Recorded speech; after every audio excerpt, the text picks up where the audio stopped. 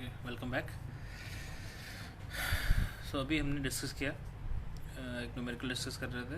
तो दो पार्ट हमने कवर किए, जिसमें हमने नो लोड और ब्लॉक रोटर टेस्ट डेटा से इक्विवेलेंट सर्किट पैरामीटर कैसे डिटरमाइन करना है वो किया, और इक्विवेलेंट थेवेनिन सर्किट बनाया।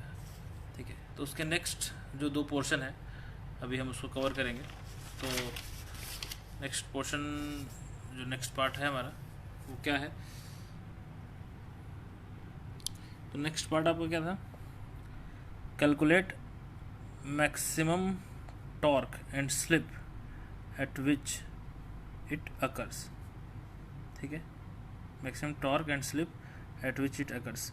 तो आपको मैक्सिमम टॉर्क और स्लिप की कंडीशन क्या थी ये हमने पढ़ा था कि slip at which maximum torque occur. तो जो इक्विवेलेंट थेवेनिन सर्किट आपने बनाया है इसी से हमने डिराइव किया था।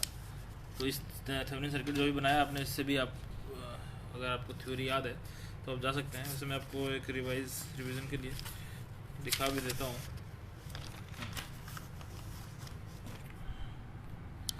इस तरह से वो क्या बोलते हैं, मैक्सिमम पावर ट्रांसफ़र थ्योरम लगाया था हमने, और ये हमें मिला था कि कंडीशन जो थी मैक्सिमम टॉर्क की R2 dash by slip at which maximum torque occur is equal to RTH square plus XTH plus X2 dash का होल स्क्वायर अंडर रूट। ठीक है, तो यहाँ से हमको मिल जाएगा हमारा slip at which maximum torque occur.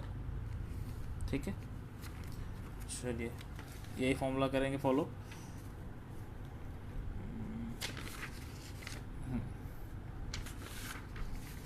तो हमारे पास सर्किट जो हमारा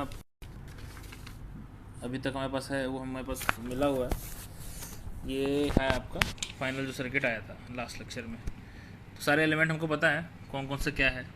R2 डैश क्या है? R2 डैश आप देख रहे हैं 3.25, ठीक है, और X2 डैश आपका क्या है 8.5, ठीक है।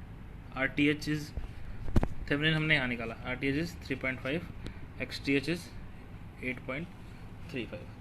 तो ये इन्हीं डेटाज को हमको यूज़ करना है और फाइनल मैक्सिमम टॉर्क और slip at which maximum torque कर ये फाइंड करना है। तो ये आप सीधे फॉर्मूले में आप पुट करेंगे और आपको सारी चीज़ें मिल जाएंगी। चलिए एक फिर भी मैं देता हूँ। चलिए वहीं से स्टार्ट करते। तो हमारा पास फॉर्मूला क्या था? R2 dash by S max, ठीक है, इज इक्वल टू क्या था? अंडर रूट, फिर से लिख देता हूँ इसको, अंडर रूट RTH का स्क्वायर, RTH का स्क्वायर प्लस XTH और प्लस X2 डैश का होल स्क्वायर। यही था, यही फॉर्मूला था। ठीक है, R2 डैश अभी हमको पता है, R2 डैश हमको पता है, सर्किट डायग्राम में निकाला था। आप फिर से देख के चेक कर सकते हैं। तो 3.25 divide by S max is equal to, ये सारी वैल्यूज भी पता है, थेवेनिन इक्विवेलेंट सर्किट हमने बना लिया है। तो ये आपका 3.58 था स्क्वायर प्लस XTH आपका 8.35, ठीक है, और प्लस X2 डैश 8.5 का स्क्वायर। क्लियर? ये अब यहाँ से हमारा ये S मैक्स जो है, slip at which maximum torque occur, ये आ जाएगा कितना? कुछ 0.189। ठीक है, अब यही स्लिप जो है हम यूज़ करेंगे किसके लिए? मैक्सिमम टॉर्क के लिए। तो मैक्सिमम टॉर्क के लिए आपको ये स्लिप यूज़ करना है।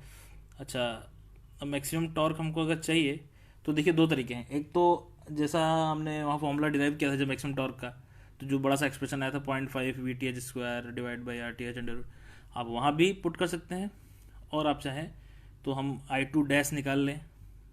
ठीक है, इस पर्टिकुलर कंडीशन पे, इस पर्टिकुलर स्लिप पे I2 डैश फाइंड कर लें, और I2 डैश फाइंड करके आगे 3 इंटू I2 डैश का square R2 dash by S, ऐसा भी जा सकते हैं। ये चॉइस है आपकी, आंसर सेम होगा। सीधे फॉर्मूले में पुट करिए चाहे ऐसे करें।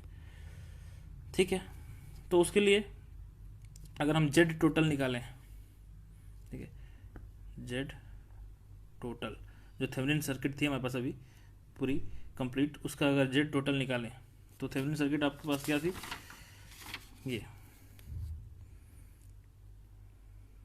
कंप्लीट हमने इसको कन्वर्ट किया। ठीक है, अब इस सर्किट में हमको अगर जेड टोटल फाइंड करना है तो आपका 3.58 एक रेजिस्टेंस है, ठीक है, और एक रेजिस्टेंस आपका क्या आ सकता है, अगर हम इस टोटल को, ये क्या है R2 डैश और एक ये है R2 डैश 1/s-1, ठीक है, इसको अगर हम मिला दें, ये कहाँ से ब्रेक हुआ था, ये ब्रेक हुआ था हमारा R2 डैश बाई एस से, ठीक है, तो यहाँ से मिला के हम एक रेजिस्टेंस लिख सकते हैं जिसकी वैल्यू होगी R2 डैश बाई एस, और ये एस कौन सा होगा, ये अभी जो हमारा आया slip at which maximum torque occur, ठीक है, तो ये यहाँ से हम एक रेजिस्टेंस निकालेंगे R2 डैश बाई एस। तो अभी नया एक निकाल लेते हैं इसको, R2 डैश बाई एस, इसको पहले निकाल के रख लेते हैं। चलिए एस मैक्स चूँकि मालूम है तो यहीं पे हम R2 dash by S max, ठीक है, ये एक एलिमेंट निकाल लेते हैं, इसकी वैल्यू हमारी R2 डैश हमको पता ही है 3.25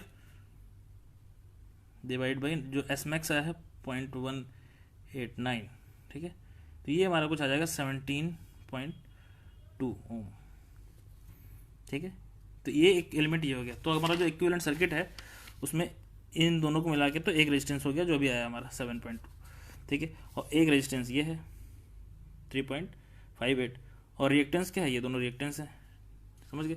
तो जेड टोटल अगर मैं लिखूं तो मैं क्या लिखूंगा, जेड टोटल अगर मैं लिखना चाहूँ तो मैं लिखूंगा 3.58 प्लस 17 अभी जो आया हमारा 17.2, ये तो रेजिस्टेंस का पोर्शन हो गया, और प्लस जे 16.85, क्लियर है इतना। अच्छा, तो इसको अभी टोटल अगर करेंगे तो कुछ हमारा करके हम उसको एंगल के फॉर्म में चेंज करेंगे, पोलर फॉर्म में, तो 226.77 एंगल 39 डिग्री इतना हमारा आता है, ठीक है। अच्छा, जेड टोटल हो गया। अब इस कंडीशन से हमको I2 डैश निकालना है, ठीक है, कंफ्यूज मत करिएगा, ये I2 डैश वो नहीं है जो रोटर में करंट जिस तरह से हम निकालते हैं ना, वो SE2 करके, वो पर्टिकुलर नहीं है, ये एक पर्टिकुलर स्लिप है, ये एक पर्टिकुलर स्लिप है। कौन सी slip at which maximum torque occur, तो ये वर्किंग स्लिप पे नहीं है जो हमें अभी आगे क्वेश्चन में आएगा ना, 4% स्लिप पे सब कुछ निकालना है, वो नहीं है। तो यहाँ पे जो हम I2 डैश रोटर में जो करंट जाएगी वो निकालेंगे, वो इस पर्टिकुलर स्लिप पे होगा। तो वो कितना हो गया, वोल्टेज हमारा थेवेनिन वोल्टेज हमने थेवेनिन सर्किट में निकाला था, तो वो कुछ आया था 1862, ठीक है, डिवाइड बाय अभी हमारा जो टोटल इम्पिडेंस आया है कितना 26.7। सिर्फ मैग्नीट्यूड की बात करें तो करंट का मैग्नीट्यूड आपका कुछ आ जाएगा 69.56, ठीक है, ये हो गया। अब ठीक है, अब टी मैक्स आप निकाल लीजिए, टी मैक्स क्या होगा 3/ओमेगा-s, ठीक है, ये हो गया सिंक्रोनस स्पीड एट रेडियन पर सेकेंड में, इंटू I2 स्क्वायर R2/s। तो I2 तो हमारा ये है, तो 69.56 का स्क्वायर इंटू R2/s, R2/s की ही वैल्यू अभी आपने निकाली थी यहाँ, तो ये लिख सकते हैं एज इट इज 17.2, ठीक है। और अच्छा, ओमेगा-s रह गया, ओमेगा-s कैसे निकालेंगे, तो भाई हमारे पास NS होना चाहिए, इधर मैं कर लेता हूँ, NS आपका जो क्या है सिंक्रोनस स्पीड जो निकालनी है वो कैसे निकालेंगे, NS आप निकालेंगे वही 120 F/P से, 6 पोल हमारी मशीन थी, तो ये कुछ 1000 RPM आ जाएगा, ठीक है, 6 पोल मशीन थी, ये 50 हर्ट्ज था, 1000 RPM आपका NS आ जाएगा। उसको आप चेंज करेंगे रेडियन पर सेकंड में, तो ओमेगा-s आपका कुछ आ जाएगा 104 पॉइंट समथिंग, 104.72 और समथिंग, ठीक है, तो वो हम वैल्यू यहाँ पुट कर देंगे ओमेगा-s की 104.72, तो यहाँ से आपका टी मैक्स आ जाएगा कुछ 2.387 न्यूटन मीटर, ठीक। तो ये हमारा एक पोर्शन और कवर हुआ जो कि slip at which maximum torque occur और मैक्सिमम टॉर्क। तो आपके पास दोनों ऑप्शन है, कंफ्यूज मत करिएगा। स्लिप कैसे निकालना है वो कंडीशन हमने कही थी, जब फिर ये कंडीशन के बाद हमने मैक्सिमम टॉर्क की इक्वेशन होगी क्या वो भी फाइंड किया था। तो आप उसमें भी सीधे वैल्यूज पुट कर सकते हैं, तब भी आ सकता है। अदरवाइज आप I2 निकालिए एक पर्टिकुलर स्लिप पे, और वहाँ से सीधे छोटा एक्सप्रेशन से भी निकाल सकते हैं। ठीक है, अब ऐसे क्या होता है, आपको बड़े एक्सप्रेशन में वैल्यू रखनी पड़ती है। जो आपका कंप्लीट एक्सप्रेशन आया था भी इसका टी मैक्स का, उसमें वैल्यू रखनी पड़ती। ठीक है, तो मैं आपको अगर दिखा दूँ तो हमने पिछले कुछ लेक्चर, हाँ ये, तो ये आपका एक्सप्रेशन आया था उस टाइम पे ना, हमने जब मैक्सिमम टॉर्क फाइंड किया था। तो आप चाहें तो इसमें भी रख सकते हैं सारी वैल्यूज, तो आपको पता है ये VTH पता है, RTH पता है, XTH पता है, X2 डैश पता है, ओमेगा एस पता है। तो आप यहाँ रख के भी टी मैक्स निकाल सकते हैं अगर आपको याद है। ठीक है, नहीं तो फिर आप एक प्रोसेस के थ्रू जा सकते हैं। क्लियर है? अच्छा।